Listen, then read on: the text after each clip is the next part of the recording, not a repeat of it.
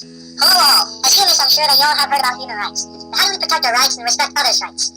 Oftentimes, human rights is defined by 30 listed rights in the Universal Declaration of Human Rights in 1948. Although the UN declared that all humans share those rights, we still see them being violated in many ways today.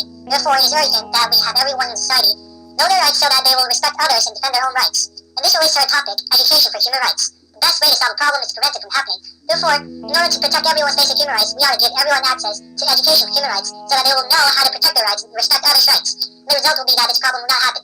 Now that we have some great organizations that are promoting education for human rights internationally, here are some examples. Amnesty International, whose members locally, nationally, and globally join together to mobilize public pressure and show international solidarity, has over 3 million supporters in over 50 countries. Human Rights Watch is another association which, by focusing international attention where human rights are violated, gives voice to the oppressed and hold oppressors accountable for their crimes. Global MIT. The MIT Program on Human Rights and Justice, known as PHRJ, offers fully funded summer internship opportunities for undergraduate and graduate students at MIT. It gives students a chance to deal with human rights and justice. Columbia CSHR was the first academic center in the world to be founded on an interdisciplinary commitment to the study of human rights. It is now increasingly focusing on global issues. You may agree that they're doing what is the right thing to do to advocate human rights, and you may not. Let's look at it more closely and analyze it with social ethical concepts to elucidate the situation. The formation of conscience is the process of acquiring skills for making right judgments. The necessary skills include considering all relevant factors and the ability to maintain a steadfast will. Now, if one receives the education for human rights during this process, he will make the right judgment to protect others' rights. Formation of character. The society one lives in has no impact on one's character and eventually his decision-making. Thus, it is necessary for one to be aware of how we subtly and consciously influenced by our environment. Now, if we construct a society where all know to protect others' human rights, everyone will be influenced and thereby make decisions to protect others' rights. Segregation. There are 2 types of segregations. De facto is an informalized system of segregation that exists by societal culture. De jure is a formalized system of segregation that exists by law. That everyone has the right of equal access to public service in this country. Only if we all know about this declaration will we protect our rights and prevent segregation from happening.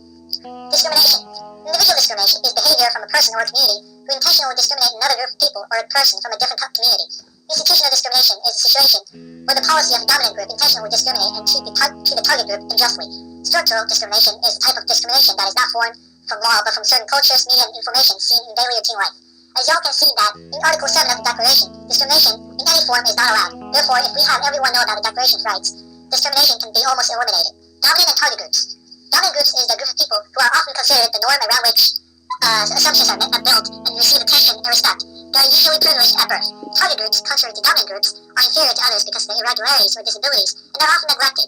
When dominant groups know to respect target groups' basic rights, they will not abuse their privilege to exploit target groups. Personal change to social change. As Father Rupe says, humans are born with sin that has everlasting effects. Personal conversion of controlling one's sin is only the inchoate level of justice. The interior conversion is not enough, for we ought to win back the whole world for God. When we have each individual fighting for justice through education, we will finally achieve a society where injustice is barely seen. Now that we have analyzed the situation with many social ethical concepts, and it is very obvious that the situation is a very just situation.